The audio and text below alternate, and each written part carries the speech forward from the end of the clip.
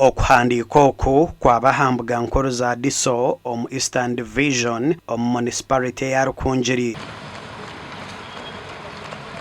Major Shoncho Tabaro orukora nk'omugambirizi wa 2nd Infantry Division nagira ngo babahandikwa bashemerire kureba ngo bagira umutima ogwo kuhereza ihanga ryabo.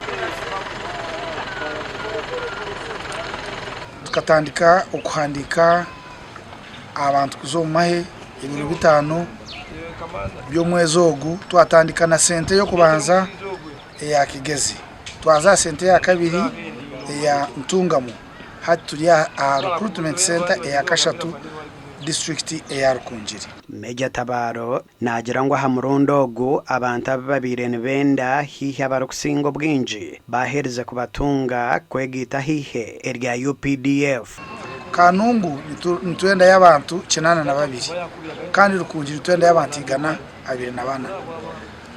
Abantu bija bona abo twabire nitwenda abatakijira actually ne bace munonga konke name mpango ka 80% bona bari aha. Ogu nagira ngo iheri erya UPDF nerya abantu nahabwe icyabahandikwa bine kureba ngo barinda abantu nebintu byabo kandi yabehanangereza okugera imico mirungi.